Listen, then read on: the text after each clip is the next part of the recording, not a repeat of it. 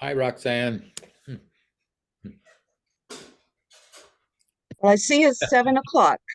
Yeah. Time for us to open this evening's Real Good News event. I'm Margaret Stewart, a member of REAL, the Renewable Energy Society. Oh, I cannot remember our name. Renewable Ryan.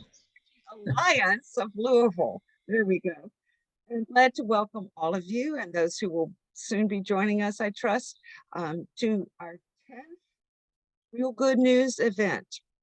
As usual, we will open with a video, The Big Blue Ball, a wonderful video with music by John Gage. And I think you'll like his music. If you want to follow, you can find his songs on iTunes and Spotify, and you can always follow John on his Facebook page. So over to the video.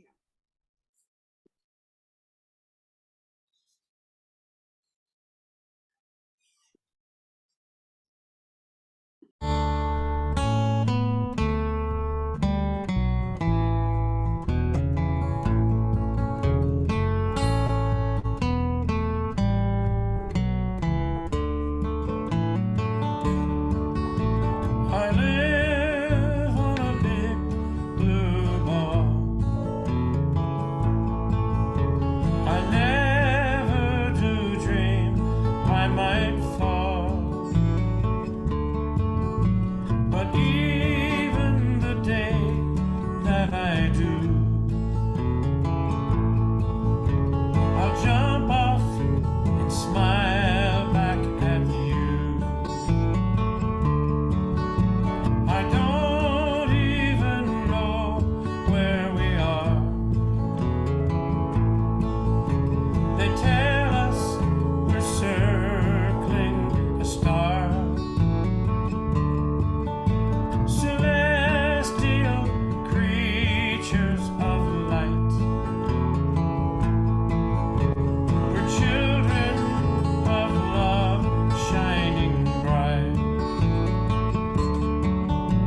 We walk where evening shadows wash the shore, with radiant sunsets pure as gold. Divine love shines in starlight evermore. Creation's power and beauty unfolds.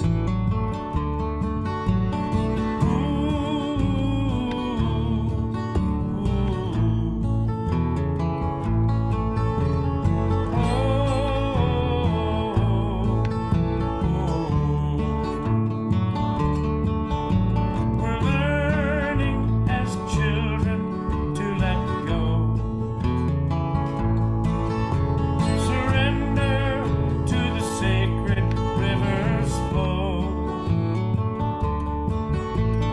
looking within for what we know. Spirit will guide us as we grow. We're riding a big blue ball. We never do dream we might fall. Universal love surrounds us all, sustaining all creatures, great and small.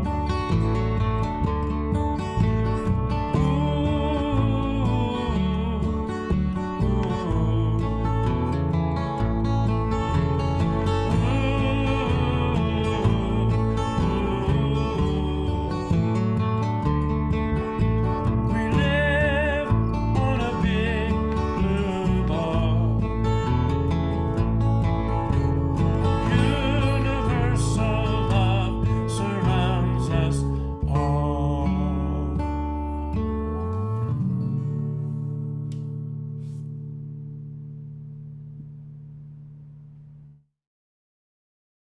We're very grateful to John Gage. Am I getting an echo somehow? we're very grateful to John Gage for the music for that video, and also to Rhodey Streeter, who put together the video. It's so beautiful. Just thanks to both of them for that contribution. And welcome to all of you who joined us this evening. I'd like you to know that this event is being recorded, and if you want to listen again to it or parts of it another time, you'll be able to do that, or tell other friends to tune in. We'll be able to make that available. Our sponsors for this Good News event are both Kentucky Interfaith Power and Light, also the Christian Action Group of St. Paul United Methodist Church, and REAL, the Renewable Energy Alliance of Louisville. We'll start this evening's program with a few words from Sam Avery, who is, among other things, Margaret, yes. you might talk a little more directly into your computer or whatever. You're kind of coming in and out. Sorry. Oh, I don't know why that would be. Okay. Tell me if this works. I'm trying. Well, I was going to say, Sam's going to share a few words with us. He is a farmer, a writer, a retired solar installer, and many other things as well. He's a member of the Renewable Energy Alliance of Louisville, and he's going to talk to us for just a minute here to get started. Unmute, Sam. You think I know that by now. Yeah, what I would like to talk about is where we are right now with Metro Council and with the mayor's office. And I think some of you are up to date on that. But how many people here were at the last Metro Council meeting when the issue of the Bernheim resolution came up, the resolution against the Bernheim pipeline? How many people were there? Okay, you may remember that was a very powerful event. There was a lot of electricity in the air. There might have been, I don't know, how many of us were there? 50, 70, I don't know, quite a few. And the Metro Council was very tuned in to our presence there. In fact, every speaker who spoke during the debate about the resolution spoke to us. They addressed us. And we were a very powerful presence there. It reminded me a lot of the evening when there were a similar number of us at the council meeting where they passed, after the debate, they passed the resolution for 100% renewable energy. That was 3 years or so ago. And also, we've had quite a bit of influence. How many were at the Earth Day, the Mayor's Earth Day event? Okay, yeah, that was pretty powerful too. The mayor and Sumeda, who's on vacation and not able to make it tonight, the mayor and Sumeda both spoke, but more than speaking, they listened. They listened to what people had to say. So in both of these events, I think if anybody doesn't know that a organized group of people can have a tremendous influence on local government, you should have been there to see this, because I think this is something we have done well, and we're continuing to do it well. It's something we can do because it doesn't take money. We can do this for free. It's a lot of exercise, it's a lot of work, but influencing local government without lobbying, without paying for campaign contributions and so on, it's something that is very, very effective if it's done in an organized way.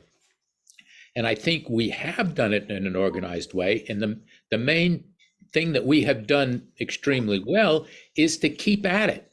You know, we've been doing this for 4 years. We've been speaking to Metro Council, and almost every meeting, not all of them, but and so over and over again, they have the sense that not only are we organized, but we're there. We're going to stay organized. We're going to keep up the pressure. We're much more effective with the mayor's office administration than we were before. But what I'm feeling now is that we've only had 2 speakers this year at Metro Council. And I think we need to revitalize that. It's a time now when we have to keep up our presence. We're finally beginning to be at a point where we're going to be implementing or beginning to implement this resolution for 100% renewable energy. So we have to keep it up. So what I would like you to do is to, if you're interested, write me an email and I will send you a schedule of when the Metro Council meetings are going to be. And also, I would also like to offer some help in preparing an address if you're interested in doing this. If you write me an email and I send you the schedule, that doesn't obligate you to do anything, but I can help you with that. The other thing we're going to do is we're going to show some, at this gathering, we're going to show clips of what people have said at some of the Metro Council meetings. Let's do that right now. Paul, you want to put on the first one? I will do that. And I'll also just mention, Sam, that your email is in the chat if anybody wants to contact Okay. you. Okay, the first speaker is Ed Algier. I don't see him here today, but he's, and the second one will show after Ed. We'll show Ed first, and then we'll go from there. My name is Ed Algier, and tonight it is my privilege to thank the Louisville Metro Council for approving a path to 100% renewable energy by 2040, which was subsequently codified into law in 2022. Because of your leadership, Louisville Metro officially accepted what scientists have come to view as an existential threat to life on Earth as we know it. The wake-up call came in 1988, when the World Meteorological Society teamed up with the United Nations Environment Program to provide objective and complete assessments as to the extent of scientific agreement on the drivers of climate change.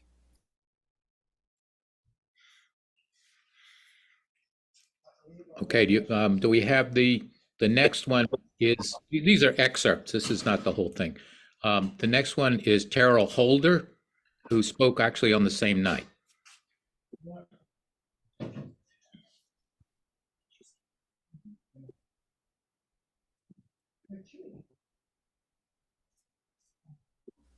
We can build solar power plants on buildings and on land. We can use green hydrogen. We can make power purchase agreements with solar and wind farms. And we can buy renewable energy certificates. There are no silver bullets in this issue, but there are tons of silver BBs ready for us right now. We could do much more if we had choice about where our energy comes from. Now, I know our advanced planning and sustainability department is working on innovative solutions right now. There are some very talented scientists over there, so please reach out to them and see what they're up to. Now, sustainable development is about so much more than just solar panels and trees. It's about a unified community of people, clean air, safe streets with greenscapes and critters running around doing their things. It's a vision of a city that's walkable, bikeable, compact in the middle and rural at the edges, with great public transportation, strong protections for our natural habitats in our land development code. It's a vision of circular material flows instead of one-way waste streams, and more prosperity and less pain for all of our neighbors. And it's about clean, renewable energy as well. The more quickly we transition to renewable energy, and the sooner we adopt a sustainable development path, the sooner we will be insulated against the uncertainty of fossil fuel price and supply fluctuations. We will be more self-reliant and resilient, and certainly we will be doing our part to mitigate the worst effects of climate change. Okay, thank you, Paul. Just as a last word, I'd like to say that many of the people who've been around on Metro Council, who we have been speaking to, are no longer there. There were 6 or 8 people that I knew personally, and I would kind of say, wave to them a little bit at the council meetings. There are very few of those people left. So we have a fresh bunch of people that we have to inform about what we mean by the 100% Renewable Energy Alliance and the resolution for that. So please, if you're willing, send me an email. I'll send you the schedule and I'll help you prepare a speech if you like. Thank you very much. Margaret? Thank you. I do encourage you to do that. I've done it a few times. I was anxious at first, but it's well worth, it's a wonderful experience. I'll just say that. One of the issues that recently, and Sam referred to this, came before the Metro Council was a resolution to oppose the pipeline that LG&E proposes to put through Bernheim Forest through a conservation easement in the cedar grove of Bernheim Forest. A lot of us were in attendance. Signs like this. Oh, it looks backward on the screen. But anyway, that issue was, there were supporters and there was outspoken opposition to that, but the resolution to oppose LG&E's pipeline through Bernheim was passed as a resolution by the Metro Council by a vote of 17-5 ultimately. And so we are grateful for every little bit of help we can get in stopping fossil fuel infrastructure voting. Can you hear? And You're going in and out again. I don't know why I'm doing that. Yeah, I don't either. You sound Because you're better. actually, You're sounding better when you lean forward. You might just I'll need, lean forward. you Okay, might need to speak directly into your mic. I will. See if this helps. Let me know. Also, in addition to trying to inspire the Metro Council in their actions, we also recognize the importance of working with the mayor and the mayor's office. And to that end, several people recently met with the mayor to propose the idea of a task force focused on a utility scale solar power installation, which we believe will be necessary in order to meet the goals of the resolution. So the mayor seemed in favor of that. He said he's can't act on it immediately, but we'll keep pushing and hoping for that. I want to move next to our speakers and give some time to one of the Metro Council members, a new one. Andrew Owen is here with us tonight. He's newly or recently elected for the 9th District. And just a little bit of note about him. He is the co-founder and president of Preston Thomas Properties, LLC, which is a Louisville-based real estate brokerage, investment, and management firm. And I'm very grateful to Andrew for his outspoken support in our recent Metro Council meeting in opposition to the pipeline. He was very articulate, made some very strong and helpful points, and also with a sense of humor. So thank you, Andrew, for that. And we'll give you a few minutes here to tell us more, whatever you want to say. Great. I want to make sure you guys can hear me. So if anybody can't hear me, I usually project pretty well, but I am sitting in the car at Thurman Hutchins Park, which I told these guys before I got on was not where I expected to be at the moment, but here we are and we'll do the best we can. I also had written down some notes that I did not bring with me, so I'll do the best I can. And if I need to be prompted by you guys to think about some things that I've forgotten, that might be helpful as well. So I do represent District 9, which for the past 8 years was represented by Bill Hollander, who is a fantastic human being and was an excellent council person. And so I'm honored to be following in his footsteps. I'll also say, just to give you a little context, I have two relatively famous people in my family. One is Elisa Owen, who is on the call tonight. She's the executive director of Kipple. And then my father is Tom Owen, who was on the Metro Council for a long time. So those are my famous sibling and father. So let's see. I when I started the idea of joining Metro Council and campaigning for this seat, I was excited by the opportunity to affect environmental change.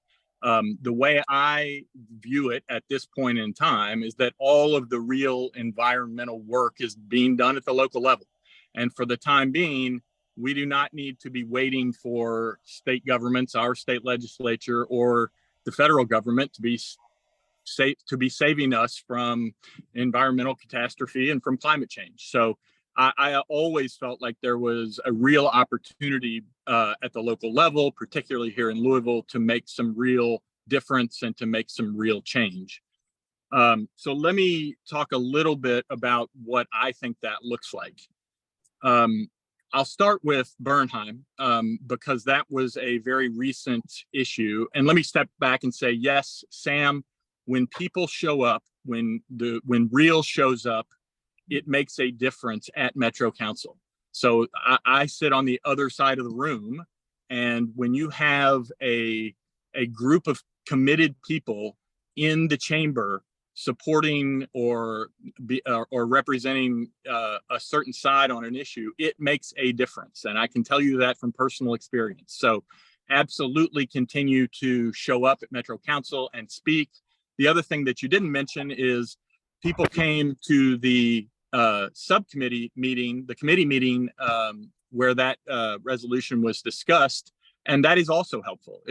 While the main primary Metro Council meetings are the ones that get the most coverage from the press, or the committee meetings are in a way where, you know, a lot of the hard work is done. So showing up for committee meetings, which are also open to the public, is another place where you can certainly make your feelings known. So I think I will also talk a little bit about, we do have 10 new members on the Metro Council this year out of 26, which is an extraordinarily high number. And so while many of your allies perhaps are no longer there, I can tell you that I've been very pleased with my new, let's call us freshman colleagues, and that extends to both sides of the aisle, who I think are engaged on this issue and understand what's at stake. That doesn't mean that we'll always align in the same place on these issues, but I can tell you that I'm very pleased with how thoughtful and committed to, generally speaking, trying to do the right thing by the community both our 10 new members are, but also the council as a whole is. And so that's been very refreshing to me. I did not know for sure what I was going to find once I came onto council. And that's been a very pleasant thing to discover, that the people that are there are good people who are committed to trying to do the right thing. Not everybody agrees on everything, but that's been a pleasant surprise for me. And then we have a new administration, which, you know, both Craig and I, Mayor Greenberg and I've known Craig since we were kids. And so I always think of him as Craig and not Mayor Greenberg, but we come at this from a little bit of a different perspective than many people. And I think if you looked at my background and you saw, oh, he's in commercial real estate and, you know, he's in, you know, development, and all of that is true. I have been a small business owner with my brother for the past 20 years doing that. Craig came out of the same place, but both the administration and me, you know, really first and foremost we're Democrats through and through.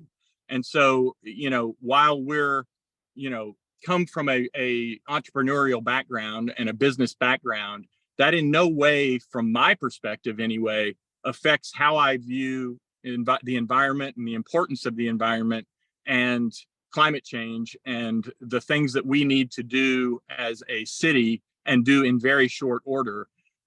So I just wanted to say that, because I think a lot of people read my resume and think, oh, this guy's your traditional, you know, real estate developer, that sort of thing. Where I got into that business was through urban planning. And so when the second of the two speakers on this tonight was talking about how the land development codes affects what we do in this city, needing to be dense in the center and work, and less dense as we go out. All of those things are, he was speaking to the choir from my urban planning background.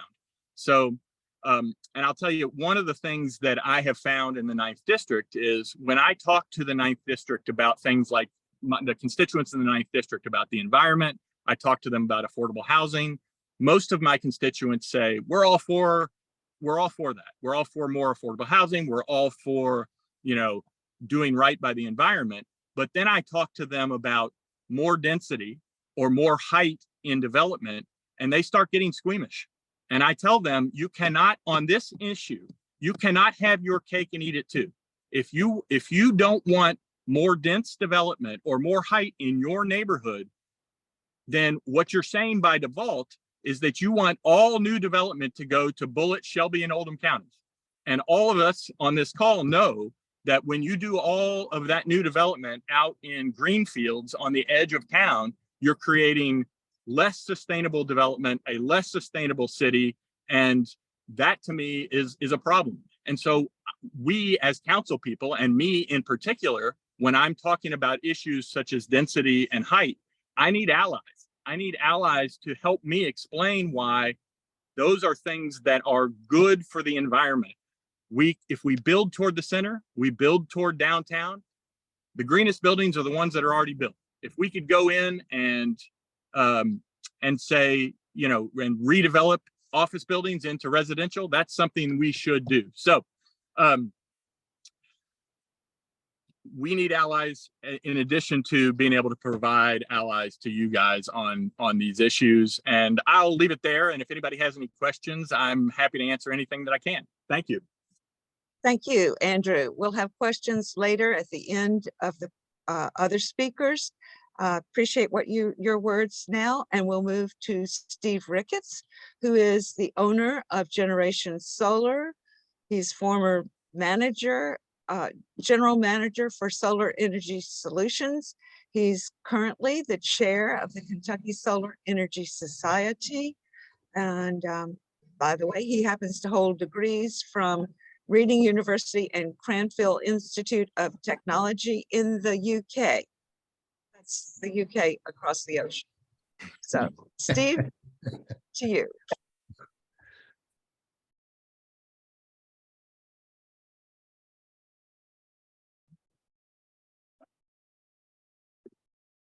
Yeah, he's on mute. Steve, can you unmute yourself?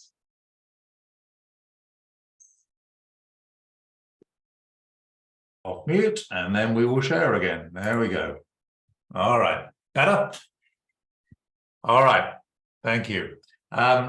So I'm going to treat this more as a conversation amongst friends. Sam asked me just to pass on a bit of experience that I've gained from working in the solar industry these past 7 or 8 years.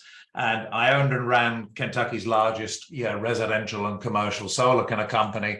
And I've got about 3,000 solar installs under my belt, anywhere from 8 panels up to kind of 5 or 6 kind of megawatts in 7 states. And the most interesting bit of the work I've done has been with other cities, to see what it takes to move a city to a deep penetration of solar. What are the barriers they overcame? What are the tools they used? And I was just going to touch on some of these as things that Louisville already knows about, and maybe kind of suggest some that we should look at that we're not looking at now, or even some we may be looking at that we're maybe wasting our time on.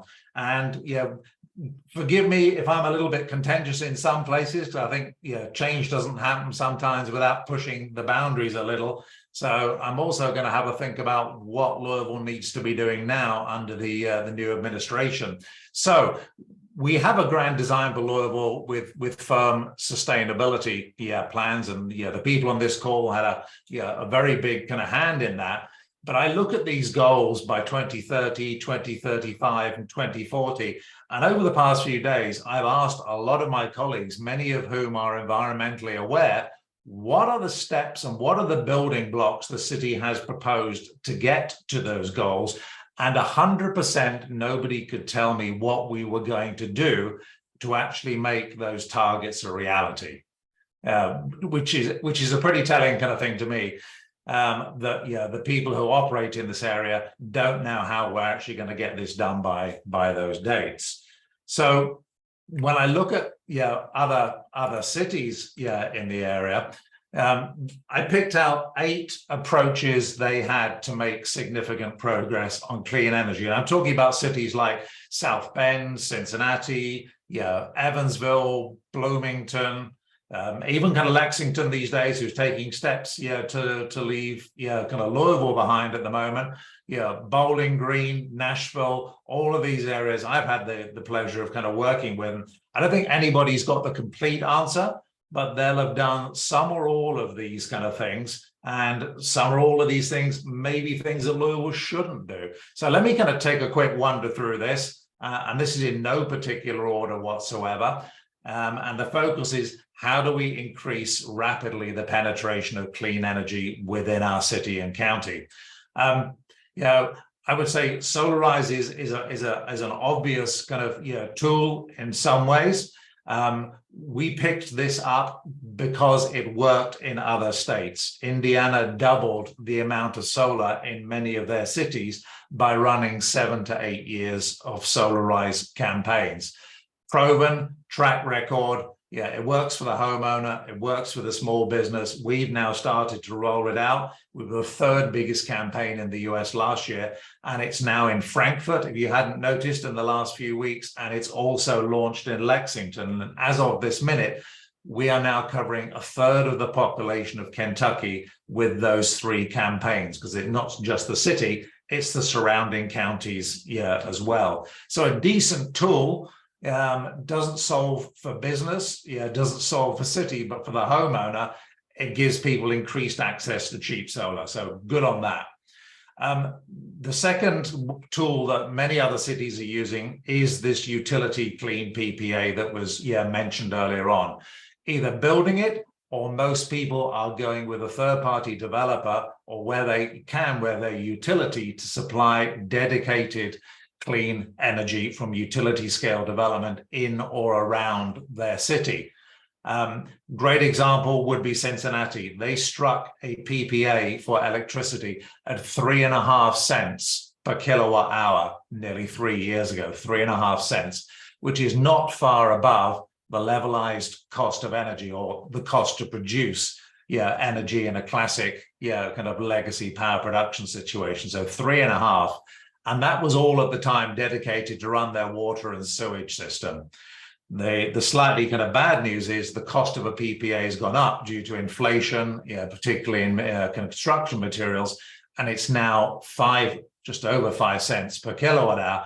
But this is still a significant tool that cities have to make very quick, very rapid, whole-scale changes to their energy supply. And if you can get back to 3.5 cents per kilowatt hour, and all the signs are that panels and materials are starting to come down now, you really can make the switch with almost zero impact on the city's annual energy budget, which was the goal in the end of Cincinnati. They wanted to make the change and not increase the costs at the same time. So that's one I'd certainly say I put a tick on that. That's one we should be looking at. Doesn't have to be the city who's building it. It could be the utility quite easily. The third one, and this is a personal opinion, I would say is one we should not be spending too much time on, is looking at, could we form a municipal utility ourselves as a city? Why am I not in favor of it? Our climate challenge is now. The average time that a city takes, if it ever gets there, to change to a municipal utility is between 10 and 12 years. It is a litigious, long-winded, highly lawyered kind of process. And Boulder is a great example where after 10 years they gave up after spending $26 million. and settled with Excel, their utility, who had become a better utility by that time, but they never met the goal. I was talking to people from New Mexico the other week. Taos, small city there, did a similar thing. It took them 10.5 years to come to agreement to construct a renewable-based muni or municipal utility out of the ashes of the original utility. So long-winded, difficult, and by the time we get there, we'll have slipped our climate goals. So that's not one that I personally will be spending a huge amount of time on, apart from it being, a good lever, to bring into discussions with your utility if they're, not keen on making the moves we want them to make. Number 4, and I think I would highly recommend this one, is energy service companies. And this is in some ways, a commercial version of what Zach does for the city, where you call in a large company like Train, Hush or Train, or Johnson Controls or Honeywell, and you basically set the dogs loose on the entire estate of the city to hunt down energy improvements with rapid financial returns. And the company that's doing the hunting takes their payment and takes their cut depending on how much they reduce the city's energy bills. I've seen and I've worked with some of these companies where they have looked at between 50 and 70 city buildings at one time and returned substantial energy savings out of this. It doesn't always bring solar, because solar is not the highest payback versus things you can do with HVAC or kind of lighting or building envelopes, but it is a very good way of moving rapidly.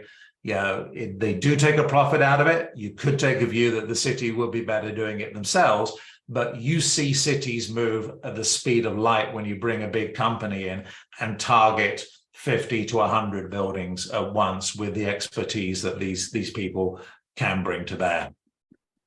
And then you've got some smaller ones, that I see cities doing.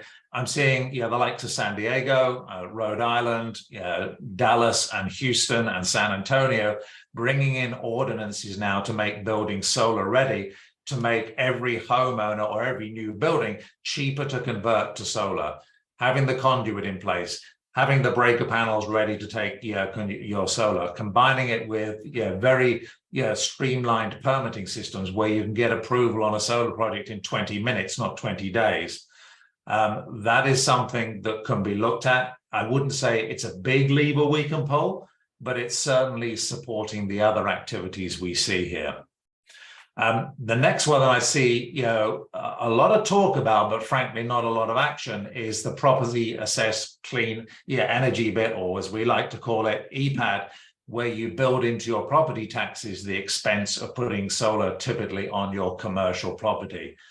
I've talked to a lot of developers who find this almost impenetrable to do, and these are smart people with financial backgrounds. And I think you could probably count on the fingers of 2 hands the number of solar-bearing PACE-financed buildings that have been done in the state of Kentucky in the last 6 or 7 years. So it's nice in concept. It's terribly difficult to navigate, and you really do need a phenomenally and very capable partner to guide you through this if you're to get it done. I know Louisville's got 1 or 2, but when I look at the ability of this to move solar onto roofs in a big way, it's not something that I choose to kind of look at in any way seriously. Second to last is energy efficiency, and I'll be contentious in this.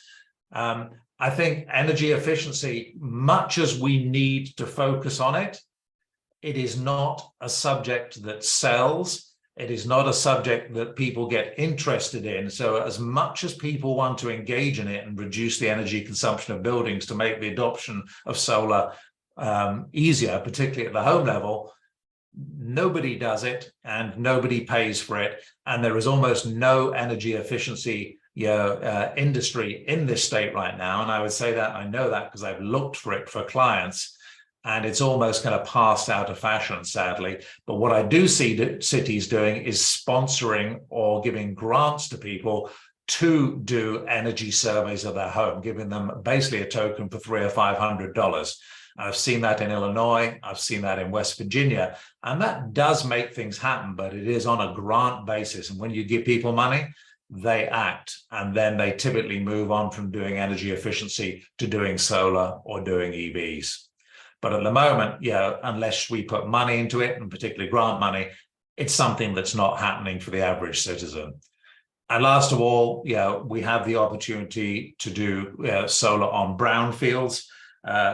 Lee's Lane, is somewhere that's been looked at a couple of times. Nothing's happening, in the city at the moment, but we have the ability to actually take these Superfund or brownfield sites and make them into a very productive solar site within the county boundaries. So I'd say, the hot tickets here are going to be solarized, utility PPAs. I wouldn't spend time on municipal utilities. Energy service companies can move you forward in a big way. Solar ordinances and pace, probably not the biggest idea in the world, along with energy efficiency, and brownfields is kind of a medium idea. So those are probably the ways that cities have, the tools they've chosen to kind of move forward. But I want to try and transition from that, to more talk about, to pick up on Sam's thing. We've got bold goals, but what are we doing about it? We talk a good game. When you rack and stack where people are on the use of sustainable energy, Boston at the moment sits at the #1 in the US. We sit at number 55 after years of strategy, after more studies than I can remember. And we score a stunning 22.5 out of 100 on the National Energy Scorecard. So I go back and remember a conversation I had with Craig 18 months ago, and he was very clear at the time. He said, we've done enough studies, and sometimes studies of studies, we need to move to action. So what I'm looking for now is less talk, more action, because 2030 is coming up and we need to be getting on with things, not talking about getting on with things. So what do we do about this? I'm by nature a dissatisfied person, and I like getting things done. And I think we're at the point with the new administration where we've got to hold them accountable to do things, and frankly, not take too long about it. And as I look at the organization, which is the city, here's what I'd be thinking if I want to make things happen quickly now in this new administration. First off, we have to get the resources in place. In any organization, people capability is the first thing you take care of, and then the results follow. Right now, we have a fantastic sustainability leader who's the vice chair in my organization, but it is an army of one. We're not going to get done what we need to get done with an army of one. We need an army of 4 or 5. So, when is the budget going to come into place? When is the recruitment going to start?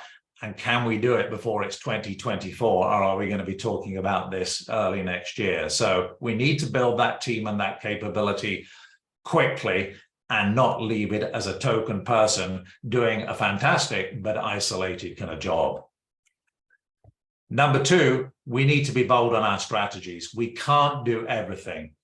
We need to find the 2 or 3 things that make a big difference, and give up the sacred cows that maybe make small and medium differences, because we can't do 20 things at once. We need to do 3 or 4 kind of big things. And maybe that is, as Sam said, the utility or PPA idea. Maybe it's the energy services company idea to look at our buildings and how much energy they use or can be saved.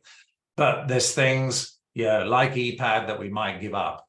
There's things maybe like energy savings in buildings that have small impacts. It's a nice to do, but what happened if we put all those resources into getting some of these big things done rather than trying to get everything done? How do we do this? I hear a lot of talks as I speak to members of the city who are incredibly well-meaning, but they talk about sequencing things. We need to study the buildings. We need to have an energy profile of these buildings. We need to decide which ones are going to be the best receivers of energy. All takes time. Everything can't happen in sequence. We have got a date of 2030 we need to meet. I could look at a building and tell you in 15 minutes if it's right for solar. I could look at a building in 30 minutes and tell you if it's something that should be looked at for energy management or solar, or maybe both. We make a long project of coming to a short answer. We need to be doing parallel things at once, not everything in sequence. We don't have the time. And yeah, this one may be a bit hard. Of all the states I work in, there are more environmental groups in Louisville than just about all the other cities I can think of. There are many of us on this call who have a slice of exactly the same pie. We're all engaged in clean energy. We're all engaged to some degree, in solar. We're all engaged in energy saving or optimization projects where we're all crossing over each other. Why do we have the Louisville Sustainability Council, Kentucky Interfaith Power and Light, LEA, Sierra Club, CASIS, CASIA, LCAN, Solarize, REAL, all doing fundamentally the same task? Why aren't we all signed on to the same 2 or 3 objectives? Taking a piece of the action for ourselves, but being part of that same project rather than plowing our own slightly different furrow and minimizing the impact we all have. Nearly finished. The last thing is we need to be time driven by 2030. There is not the time to pause. Parallel projects, big projects happening now. We need a strategy very quickly to get this done. It takes 6.5 years to build a utility scale project. We're almost out of time, frankly. There's an awful lot of examples of where projects sometimes in the utility have taken 8 to 10 years when they get into the planning cycle. We'd certainly be out of time with those. And finally, a couple of points. Management, if we're going to do this, and I think the idea that Sam talked about a non-profit, a resident, and a city kind of working group holds an awful lot of kind of promise. We need to put that together quickly. We need to be holding not only the city, but ourselves responsible for very concrete actions and projects getting done. This is not a job we ask the city to do. It's a job we do with them. And we need to approach it in a professional and business-like way and hold ourselves accountable for getting things done and some large contributions and work efforts against it. And lastly, we need to be able to show to the people in our county and city what is going on, what is the dashboard, how much progress are we making against our timelines, and how close are we to hitting our 2030 target. Because I absolutely guarantee now, if I asked everybody in this call, where are we against hitting those bold goals, people would really struggle to tell me. And if the people on this call are struggling, the average resident hasn't got a clue. So we need to get moving. We need people in place. We need strategy in place. And we need to move incredibly fast because the clock is ticking. And we're just talking at the moment. I'll shut up there. Thank you ever so much, Steve. A lot of things to consider. We really appreciate your input. And we'll move quickly to Ryan Van Velzer. You may not recognize his face, but I certainly hope you all recognize his voice. I know whenever I hear him come on WFPL, he's the environment and energy reporter for our local station here. Whenever I hear Ryan speaking, I turn up the volume and open up my ears wide to see what he has to say. So let's do that right now. I feel very blessed for us to have Ryan here in our Louisville community. Thank you, Ryan, and over to you. Thank you. That was a wonderful introduction, and this has been fascinating. This whole thing has been really, really interesting to watch. Steve, that was a really interesting presentation you gave, and there's going to be, we're clearly thinking about some of these same ideas. Similarly, Councilmember Owen, that was also very interesting to hear you talk about that and hear about your priorities. But I'll dive right into it. I'm going to try and move pretty fast here to cover a lot of things. I'm going to start with kind of just like setting the scene here. Similar to Steve, I'm going to challenge a little bit here because and I'm not an expert. I'm just saying kind of where I see things at. And I'm going to look at more of a take a more of a statewide perspective than the last two speakers. But I'm going to start by, setting the table here. You've probably heard this if you listen to WFPL, and you probably heard it because you guys know more about this stuff than most people do in the city. So I'm just going to play this real quick. Let me just make sure I got, all right, there we go. And then move this over here. All right, are you guys seeing my screen? Yes. Have you guys heard of Antonio Guterres? Clearly Steve has, because he had it on his last slide. Well, let's listen to it again. is ticking. But today's IPCC report is a how-to guide to defuse the climate time bomb. It is a survival guide for humanity. As it shows, the 1.5-degree limit is achievable, but it will take a quantum leap in climate action. This report is a clarion call to massively fast-track climate efforts by every country and every sector and on every time frame. In short, our world needs climate action on all fronts, everything, everywhere, all at once. I mean, I think that is a very good summary of that sixth assessment from the IPCC. And obviously everybody here feels the same way about that. So what are we looking at here in Kentucky right now? A lot of this stuff is just stuff that's come out in the last 6 months, but let's start with solar and wind. You know, you guys might have seen this Inside Climate story that came out a couple of weeks ago by our own Jim Bruggers, who was actually the environment reporter before me, kind of before I took up the mantle. Now we actually have a couple of new environment reporters, by the way. Liam Niemeyer at the Kentucky Lantern, and Connor Giffen at the Courier Journal. We're checking out their stuff. They're doing great stuff too. Anyway, we are dead last for solar and wind production. I'm not going to go into all of the reasons why, but definitely worth a read if you haven't read this, but you guys probably seen this anyway. We just don't have a lot of solar and wind, and largely, you know, you guys can probably, you know why, it's the politics of coal in the state and the stranglehold that fossil fuels have over the politics of Kentucky. To highlight that, I bring up this story I wrote back in December 23rd. We had this winter storm Elliott. Nobody remembers, or nobody knew the name because they didn't really talk about it with the name at the time it was happening. The name came after, but that was that day, December 23rd. It got really, really, really, really cold. In fact, the pipes burst in my mom's house and it was a big mess. Anyway, it got so cold that LG&E for the first time ever had rolling blackouts. They lasted like 4 hours and it only affected like, I don't know, tens of thousands of customers, which isn't that big of an amount really. But it freaked everybody out, and it really freaked out Kentucky lawmakers. And I mean, it is a little bit of a sign of the times. What ended up happening was basically a valve froze on the Texas gas transmission natural gas pipeline. It shut down 7 power plants across the country, not just in Kentucky, but other states too.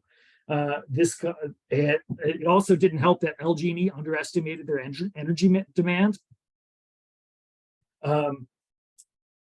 Also, some coal plants TVA had some coal plants that struggled during that time. Basically, all of the fossil fuel energy wasn't able to meet the demand, and everyone had their heat on because it was so cold. And we had these rolling blackouts, not just in Kentucky, but across the state. So the lawmakers quickly had a meeting about this, and the lawmakers quickly came to their own conclusions. Republican lawmakers in Kentucky quickly came to their own conclusions about this. I talked to Simon Mahan, who's an energy expert. I think it's the Southern Renewable Energy Agency. I might have that wrong. Simon Mahan actually pointed out to me that the thing that really saved Kentucky is that LG&E bought a bunch of energy from MISO, and largely that energy came from wind energy because wind was doing really well that same night when all the fossil fuel was failing. Very interesting, because when the Republican lawmakers started talking about this and they had specific meetings about this storm, and then it reverberated through the legislative session, they blamed renewables, they blamed the retirement of coal-fired power plants, they blamed federal regulations for increasing the costs on coal-fired power plants and causing them to retire. Jim Gooch said something like, you can say whatever you want about renewables, but I know that the problem here is that there's not enough coal power, something like that. So what did lawmakers do? They started passing, they got Senate Bill 4 going. I'm merging windows. Oh, where did oh, now you guys are all just seeing all of my millions of tabs open. Oh God. Okay, here we go. Here we go. So Senate Bill 4, you guys probably heard about it. Succinctly, it makes it more difficult for the Kentucky Public Service Commission to makes it more difficult for power companies to retire coal-fired power plants. They have more hurdles that they have to overcome to prove that to the Public Service Commission that they can be retired. And those things are like reliability, the reliability of the power, and and that the capacity has to stay the same. Cool. What did the lawmakers have to say about that? That Robbie Mills of Henderson, he was a sponsor of the bill. He cited a report. A lot of these guys just talked about the reliability of coal and blah, blah, blah. You had Representative Chris Fugit saying, when we were coal growing up, my papa told me to go down to the basement and put another shovel of coal in the basement. You can always rely on coal. And there is some truth to that in the sense that, coal just sits there ready for use, unlike natural gas, which has to travel through a pipeline, or solar, which is only available when it's sunny, yada, yada, yada. Well, Robbie Mills had one interesting point of data here, which is that PJM, which is one of these big grid operators that controls large amounts of power around the country, put out a study. Oh, where is that study? Oh, and now I'm doing that again. Put out a study that showed in the PJM grid, which is a fairly large grid, section of the grid, they are retiring more coal plants than they are. They're retiring more coal plants than new energy is coming online. And I guess I could just click on the link here. Okay. This is the study, but basically it says that. Let me get to a little thing here. Where did I want to go? Well, anyway, it's not that's not important. What's important is it says that more coal plants are retiring, and there's not enough energy to back it up. That does seem to be a growing concern, and it does seem to hold some amount of merit to me. So what is LG&E doing about it? LG&E clearly sees this problem too. They're about to retire a whole bunch of coal-fired generating units, which is obviously great because that's the largest contributor in energy to climate change. What do they want to do? Instead, they want to build 2 new natural gas plants. It's about 1,200 megawatts of natural gas, and then about something like a little bit more than 600 megawatts of solar. So they are going to build some solar, and then they're doing some demand side management stuff. Well, one moment there. Why aren't they just going all to solar, right? That's the question I have, and obviously there's a handful of reasons for that.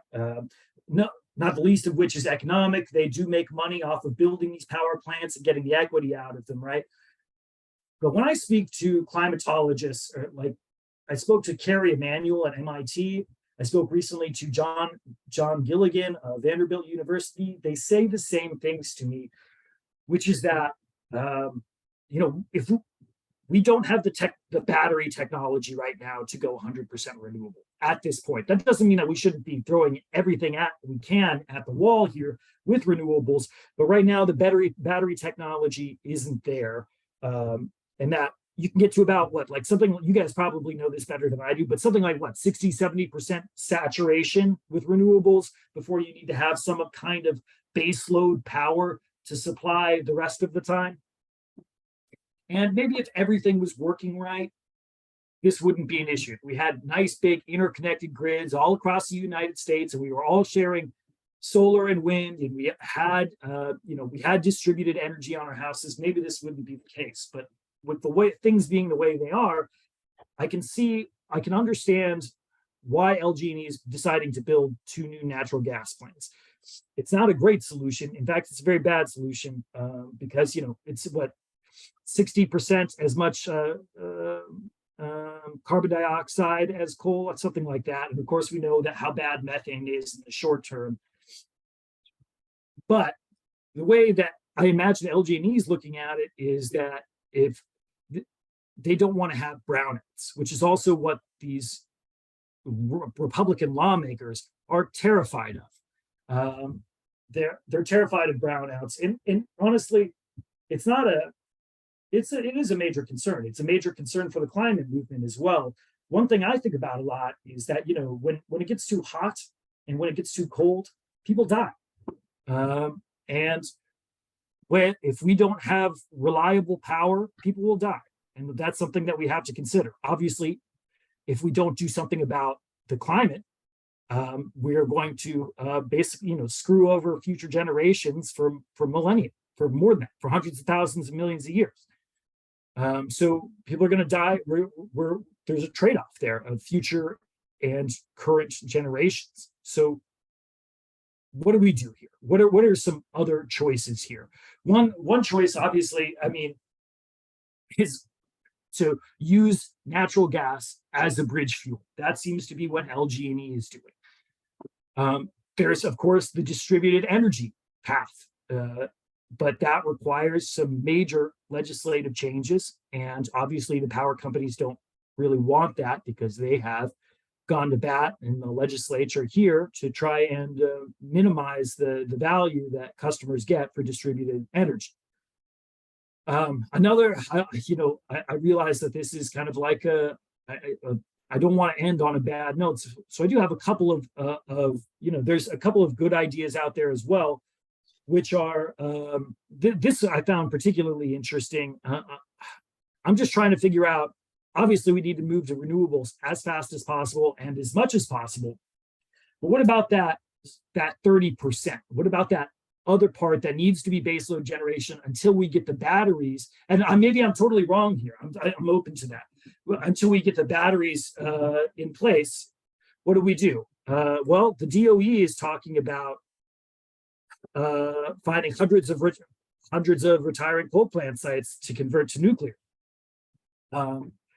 That seems, and I took a look at this study, and there's nine places in Kentucky that could be viable options for nuclear. Now, similar to Steve, this might be a terrible option because it takes 30 years, the last 30 years, it takes 30 years to get a nuclear plant built. We just had that one in Georgia come up, and it takes forever. But the nuclear technology has come a long way. There are these new micro nuclear reactors that I don't know all that much about, but I'm sure you guys know something about that seem like a possible option, and it seems like a viable option for Republicans. We have this Danny Carroll, one of our lawmakers out of Paducah, has set up a stakeholder group on nuclear just this last session, and is looking at something like that.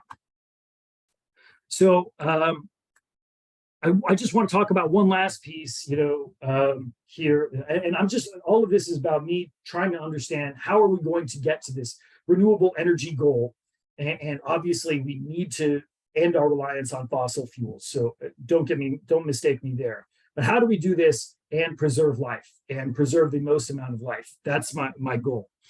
And I think that this is an interesting thing that the Biden administration is doing. They're taking some money from the Inflation Reduction Act, and they're going after these energy communities.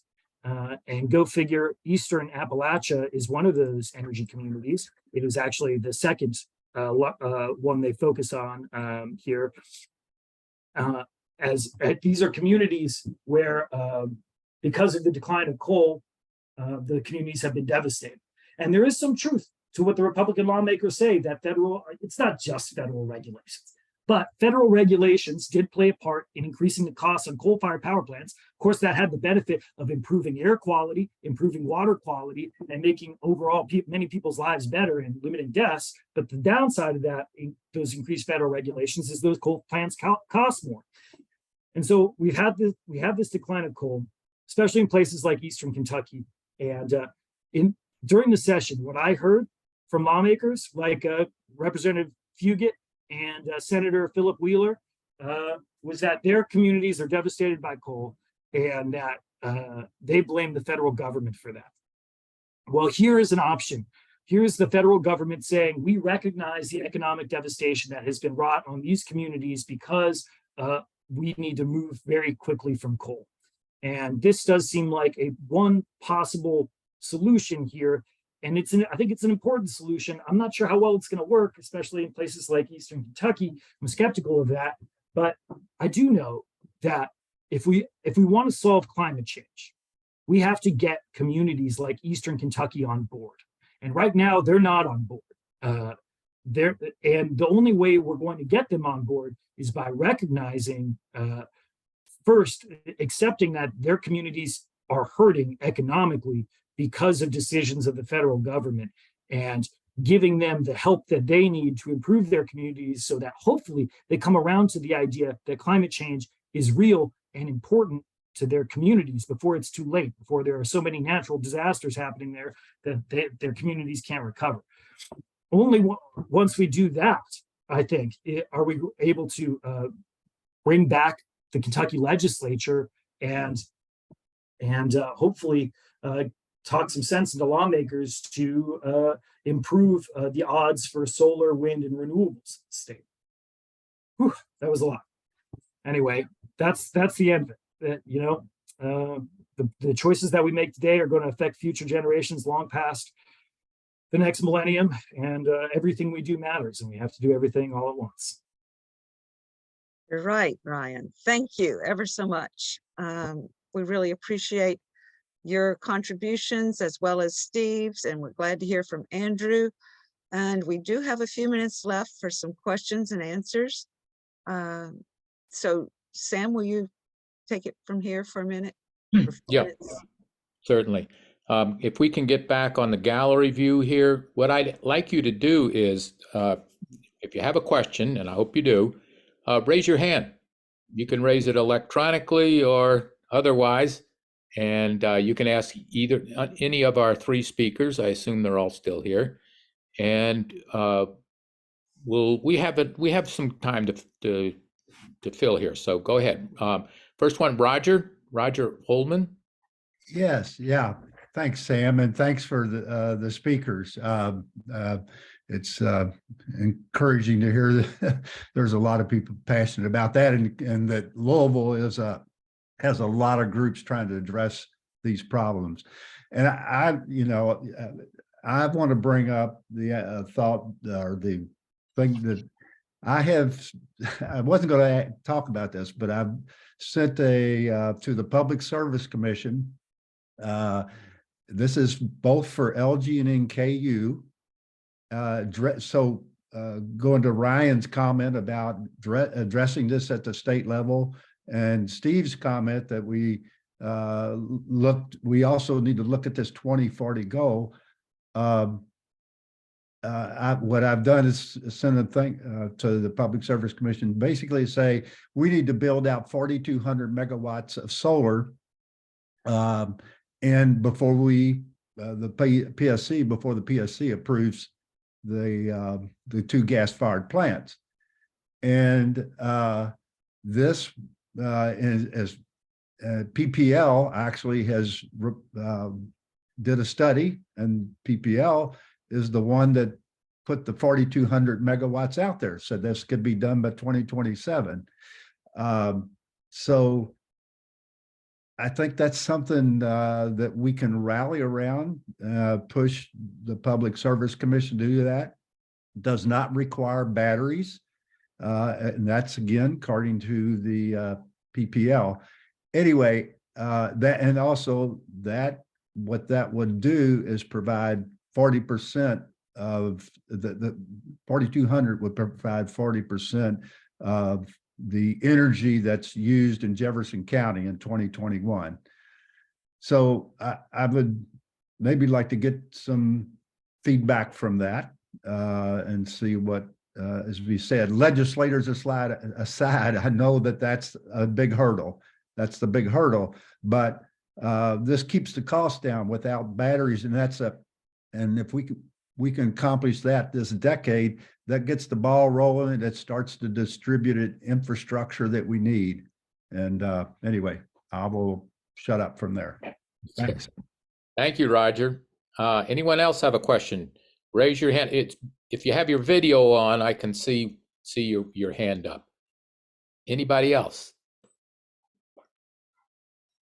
Okay. I'll Paul? ask something that's comes off of what Steve said about the multiple groups in Louisville on this kind of issue, and I was interested in what your vision for how that should work would be. I guess this forum we're on right now, Real Good News, would be one of the offenders. I like to think that we've got a fairly specific mission of making sure we focus on this Metro Council resolution. But I also makes sense to me what you said, that maybe working together more closely and carefully could bring better results. What would be your vision of how that should work? And I'll send that mainly to you, but also Andrew and Ryan comment on that as well. Yep, you're muted, Steve. I was being a good citizen of muting. I'll give you one example that I wouldn't say is perfect, but is a step in the right direction. And again, it comes from Indiana. They have got into the habit of holding a solar convention once a year, where they bring together from across the state all of the invested parties in renewable energy. Yeah, and part of that is to kind of craft a broad, all-encompassing strategy, which all the organizations sign on to, which all can then take a piece which is specific to their expertise or geography, and they carve out those tasks or those project lines to execute themselves. But they've done it through a clearinghouse, through a central organization. So no duplication. You're putting the most knowledgeable people on the right kind of task, and everybody circles back to check in with each other and see what help and support they need. So that's an example that I see fairly locally as something that's starting to work quite well. Mm-hmm. Good. Anybody else?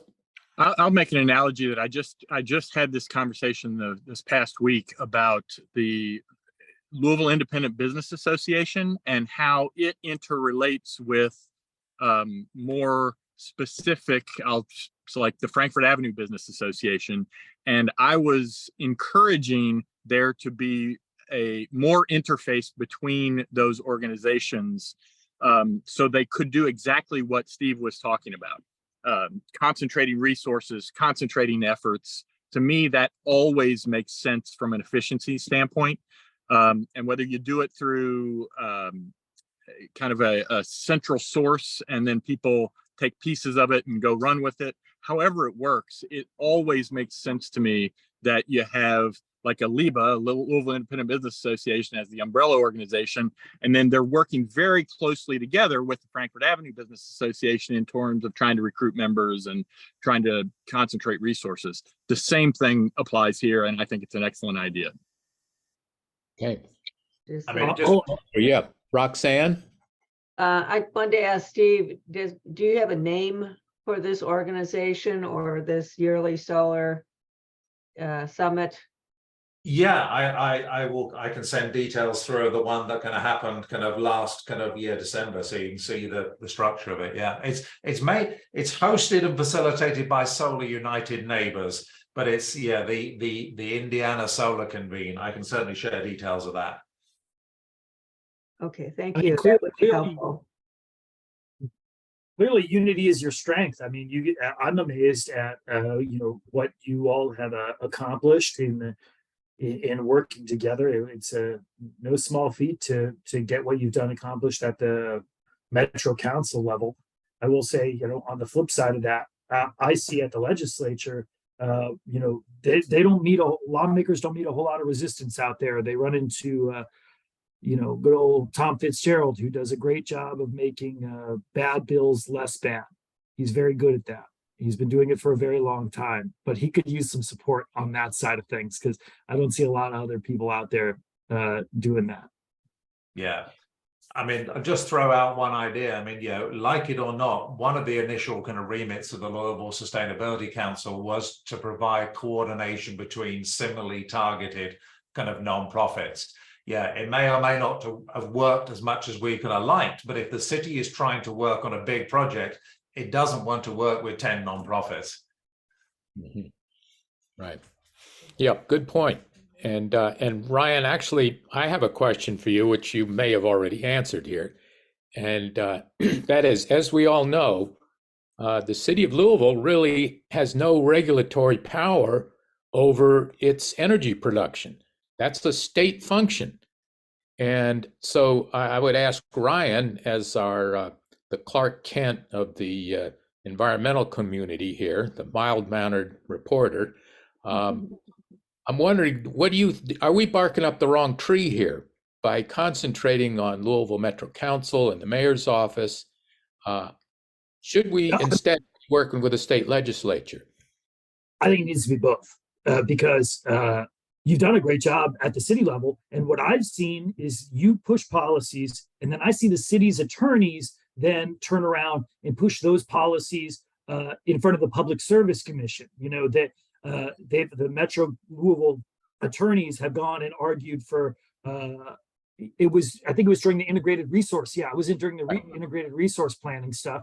They were going in there and pushing LG&E to do more for solar based off of desires of the city. So clearly that avenue has worked. But yeah, I mean, ultimately, the state legislature controls so much of what happens in the city. Just look at firearms stuff. I'm sure you're all fairly familiar with that. But I mean, Louisville can't even make its own gun regulations or anything more strict than the state or whatever. Good. So yeah, I think anything that does have to has to happen at the state level, and that involves convincing lawmakers who are really there are lawmakers that really do believe in things like solar and improvement, but they don't have a lot of information. A lot of them are missing the information about how renewables can be beneficial to them. And then there are groups like this Hardin County anti-solar groups popping up around the county. If you guys aren't talking to lawmakers, they're hearing from groups like that. Mm-hmm. Well, and I would say don't give up on us. Definitely don't give up on us, because we can do some things here that are not regulatory and make a difference. Number one. The other thing I would say about the state legislature, and I've talked about this on other issues, the Jefferson County delegation, Republicans and Democrats, very likely in my mind have more in common with me than the Republican delegation has more in common with me than they do with some of their Republican cohorts out in the state. So while we do need to focus in Frankfort, what I want to do from the council position, but also what I think you guys would be helpful from your all standpoint, let's focus on the Jefferson County delegation and see if we can get some bipartisan agreement on things that are beneficial to everyone, but particularly beneficial here in Louisville. And that then we can send that delegation to Frankfort to try to speak for us. And I think there's some power to be had in that approach. I think that's a great idea. Yeah. Yeah, and that's where you bring in everything Steve talked about. Those are the on the ground solutions that you bring to lawmakers. So, yeah, I would just put in a personal plug. If you want to see the best bit of kind of legislative TV that I've seen in a long while, go and watch that committee meeting with Jim Gooch, quizzing TVA about what happened to their power plants. It's beautiful. He's searching for an answer that blames renewables, and TVA, who has been no friend of renewables historically, keeps saying it was your fossil fuel that broke down. And he pushes again, saying, why are you spending all your time pushing renewable energy? And the senior vice president says, because our customers want it. And he goes, are you loading the average citizen with these renewable costs know they're bearing all the costs, and every time they just hit the ball straight back at Gooch. So the utilities are no longer the friend of many of our legislators that they were a year or two ago. The economics of renewables has peeled them away from these hardcore coal addicts. It's true. It's true. Especially like on SB4, it was really surprising to me to see these utilities. They were the ones that were opposing SB4, and they were saying it's going to cost us hundreds of millions of dollars. I mean, it's like keeping an old car running. At some point, it's just not economically feasible anymore. It was like the moment when you look at a couple and you go, the marriage is ended, and they've gone their separate ways. Well, And we talked about this during the Bernheim resolution, but I'm telling you, if they make these investments into more fossil fuel assets, and then the cost today is here. But as the cost of renewable continues to get cheaper and cheaper, then the cost of the additional fossil fuel is going to be no longer competitive, and they're going to have these stranded assets that we're all going to be stuck with. And that's not something that that's outside of all the externalities that they don't want to talk about. But the economy of additional fossil fuel infrastructure is going to get worse and worse and not better and better. And they're going to have all these stranded assets. And infrastructure is dependence. If you want to know why are we still driving gasoline cars rather than electric cars? Because we have gas stations and we don't have the electric charging stations. So whatever we invest in now, we are stuck with for the next 30, 40, 50 years. Our children and our grandchildren are stuck with. So, and Ryan, one of the things that I would say, Ryan, when you were talking about the two new gas-fired plants, I fully understand that using the fossil fuel infrastructure that we currently have is going to be necessary during this bridge. What I think is a ridiculous idea is in 2023 to continue to invest millions and millions and millions of dollars in fossil fuel infrastructure to build new plants that will not be economically viable in the very near term. So while it's a fair point. So when you were talking about the bridge to renewables, I agree with you that the current infrastructure in place is necessary, but let's not build any more. That's what I want to do at the city. We should never, ever buy another fleet vehicle, including TARC, that is a internal combustion engine. That is not a smart investment for the future. And the same thing applies to these gas-fired plants.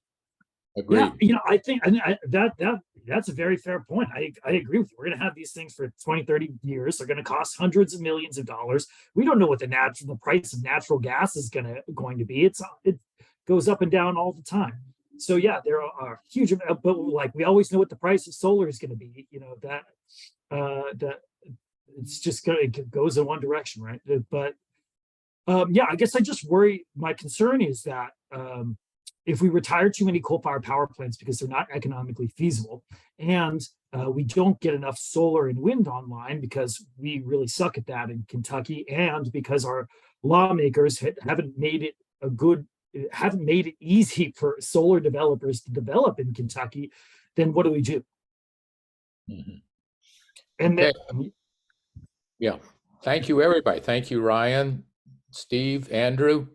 Good discussion tonight. And Margaret, you want to take it over? Oh, now got to put your sound on.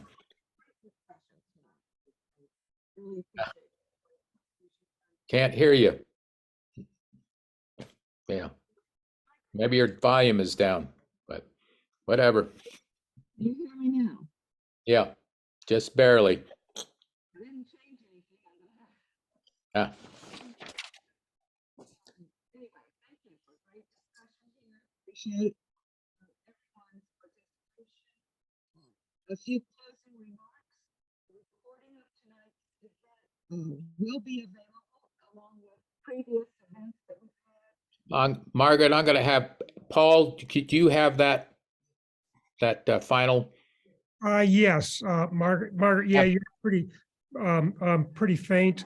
So yeah, we just want to thank everybody, we want to mention, I have just posted that in a few days, there will be a link to a recording of this session, and you can see other past sessions in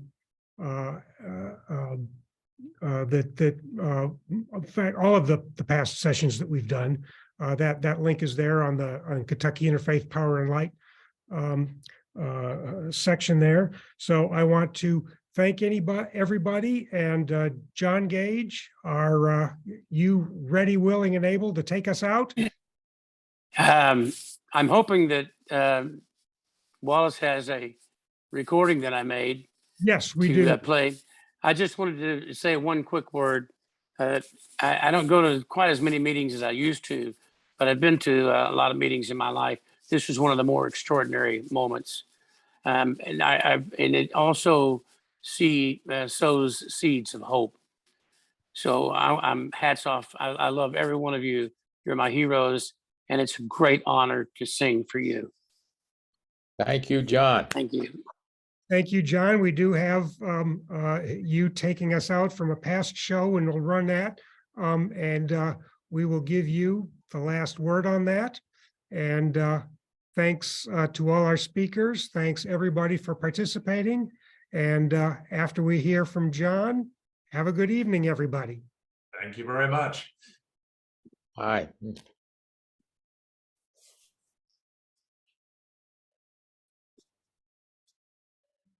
Hello, everybody. Happy New Year.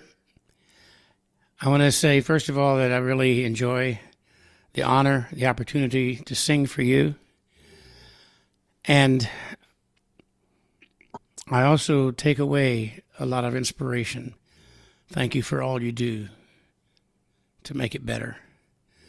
And this next song I wrote a whole bunch of new verses, John Gage version of a wonderful Holly Near piece that she sort of created almost impromptu at a rally somewhere. And it's beautiful and simple, and I hope it gets everybody singing along. I repeat each line twice. So.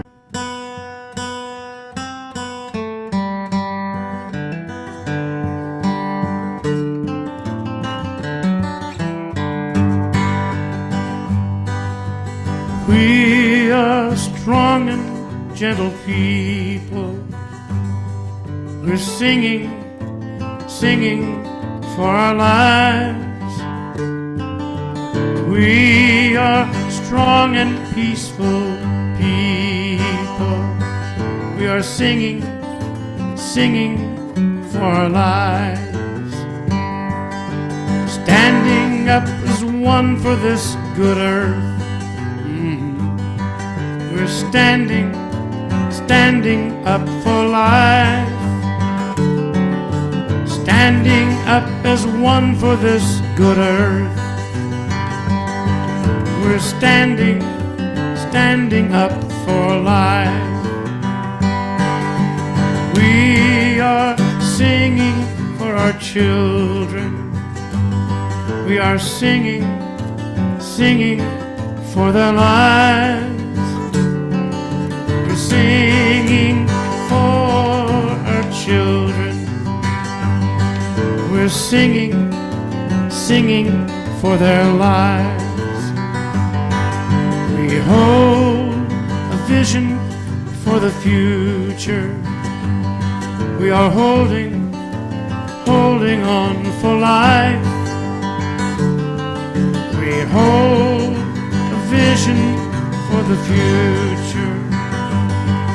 We're holding on for life. We're singing for the air we breathe. We are singing for our lives. We're singing for the air we breathe. We are singing for our lives. Determined to reduce our carbon footprint. We're singing from our hearts. Determined to reduce our carbon footprint. We're singing, singing with all our hearts. We are people of resolve. We're resolved to have clean energy. We are people of resolve. We're resolved to have clean energy. We are singing to Metro Louisville. We're singing, singing for our lives. We are singing for Metro Louisville. Let's make the change to clean energy. We are strong and gentle people. We're singing, singing for our lives. Thank you. Thanks, everyone. Go, John.